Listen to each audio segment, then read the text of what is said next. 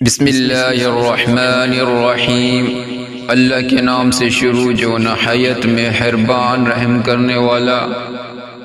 باپ ایک ایسا کریڈٹ کارڈ ہے جس کے پاس بیلنس نہ ہوتے ہوئے بھی ہمارے خواب پورے کرنے کی کوشش ہے۔ باپ کے آنسو تمہارے دکھ سے نہ گریں ورنہ اللہ تم کو جنت سے گرا دے گا۔ والد دنیا کا وہ واحد شخص ہے جو خود سے زیادہ آپ کو کامیاب دیکھنا چاہتا ہے۔ والد چاہے کتنا ہی بڑا ہو، گھر کا سب سے مضبوط ستون ہوتا ہے۔ والد کا سخت انداز اور ماں کا نرم لہجہ ہمارے معاشرے میں گھر کے ماحول کو معتدل و متوازن رکھتا ہے۔ باپ کا حکم مانو تاکہ خوشحال ہو سکو، باپ کی سختی برداشت کرو تاکہ باکمال ہو سکو۔ باپ کے ساتھ حسن و سلوک کرنا جہاد فی سبیل اللہ سے بڑھ کر ہے۔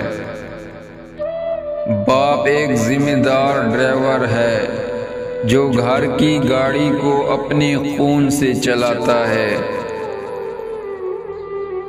باپ اللہ کی صفت ربوبیت کا مظہر ہے اور اللہ کی رحمت کا سایہ ہے۔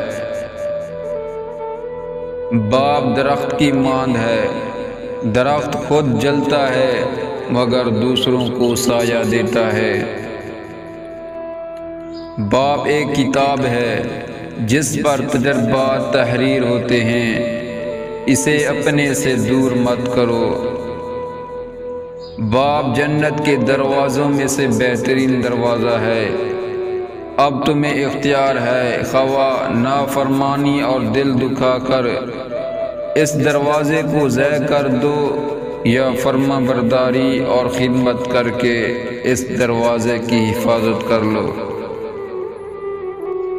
اور جن کے ابا جان اس فانی دنیا سے رخصت ہو گئے ہیں، ان کو چاہیے کم از کم ان کی قبر پر ہر روز صبح جا کر فاتحہ خوانی تو کر لینی چاہیے، یا ہر جمعہ کو جا کر زیارت کرنی چاہیے۔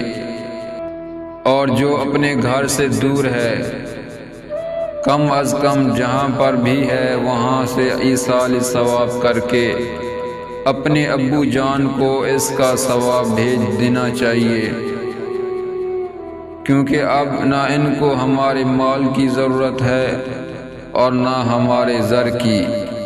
اب جس چیز کی ان کو ضرورت ہے وہ ہے ہمارے ایصال ثواب کی۔ تو آج سے ہر بندہ اس بات کا عہد کر لے کہ ہم اپنے ابو جان کو ہر نماز میں ان کو ایصال ثواب کیا کریں گے۔